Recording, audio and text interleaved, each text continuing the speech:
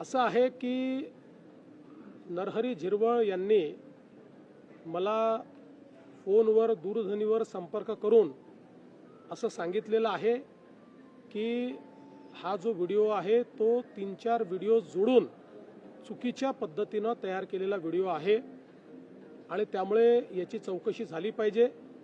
मी त्यांना ॲडवाइस केलेलं आहे की त्यांनी तात्काळ त्या संदर्भात एक कंप्लेंट दाखल करावी।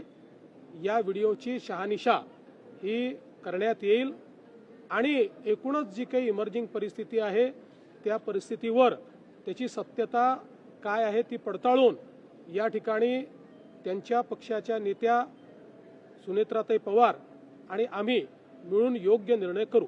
सगळे राज्यात पावसाचं संकट पाहायला मिळतं। शिरवळ अडचणी देताना पाहायला मिळतात। यापूर्वी सुद्धा त्यांच्या कार्यालयामध्ये लाच घेताना त्यांच्या अधिकाऱ्यांना अटक करण्यात आली होती। यावेळेला सुद्धा त्यांच्यावर आरोप होत आहेत। सरकारवरती या सगळ्या गोष्टींचा कुठेतरी सरकारच्या प्रतिबंध परिणाम होतो असं बघा, असं आहे की मागच्या काळात जी घटना घडली त्याचं पूर्ण चौकशी झाली, त्याच्यामध्ये कुठेही झिरवाळांपर्यंत संबंध गेला नाही।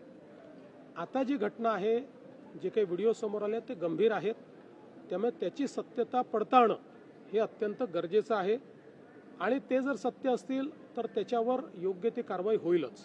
खराब प्रकरणामध्ये पुन्हा काही व्हिडिओ समोर येत आहेत। एकनाथ शिंदे यांचे माजी खासदार यांचा देखील व्हिडिओ समोर आलेला आहे। आणखी एक गुन्हा दाखल झालाय, काय नेमकं असं आहे की पहिल्यांदा तर त्यांच्यासोबत कोणाचे फोटो येतात, कोणाचे व्हिडिओज येतात, याच्यावरनं आपल्याला या सगळ्या गोष्टी डिटर्मिन करता येणार नाही।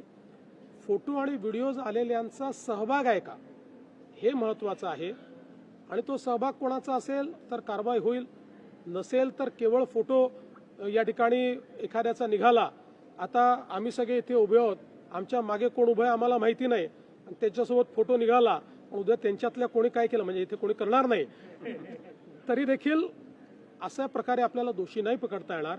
पण